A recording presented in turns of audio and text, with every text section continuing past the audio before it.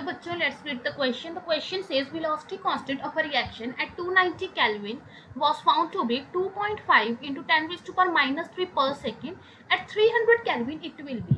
So हमारे पास इस question में हमें क्या बता रखा है, हमें 290 केल्विन पे वेलोसिटी कांस्टेंट की वैल्यू दे रखी है और हमें जो है वेलोसिटी कांस्टेंट की जो वैल्यू है वो निकालनी है 300 केल्विन पे। तो सबसे पहले तो यहाँ पे जो हमें की कंसेप्ट चाहिए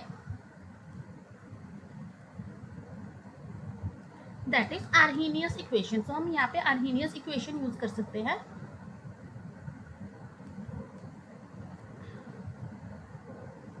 that is ln of k2 by k1 is equal to EA by R T2। So T1 T2 हमारे पास दो टेम्परेचर है और K2 K1 क्या है, वेलोसिटी कांस्टेंट। सो अगर हम K1 की बात करते हैं वो हमें कितना दे रखा है 2.5 into 10 raise to power minus 3 पर सेकेंड, और T1 हमारे पास कितना है 290, T2 है 300।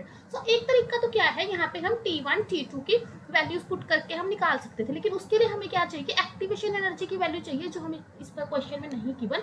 बट हमारे पास और क्या एक कंसेप्ट होता है, वो कंसेप्ट क्या हमारे पास कहता है कि अगर हमारे पास ये जो वैल्यू होती है k at t plus 10 by k at t is approximately equal to हमारे पास 2 होता है, means with every 10 degree rise in temperature the rate of reaction doubles। हमारे पास ये कंसेप्ट होता है कि अगर हम 10 डिग्री टेम्परेचर को राइज करते हैं तो हमारा जो रेट है वो ऑलमोस्ट डबल हो जाता है। दैट मीन्स अगर हमें ये वेलोसिटी कांस्टेंट निकालना है किस पे 300 केल्विन पे, वो किसके इक्वल होगा 2 into the that velocity constant at t, that means 290 Kelvin। so वो कितना है 2.5 into 10 raised to power minus 3 per second। इसको हम सॉल्व करेंगे तो कितना आ जाएगा 5 into 10 raised to power minus 3 per second। that means our correct option is option C। hope you find the answer, best of luck।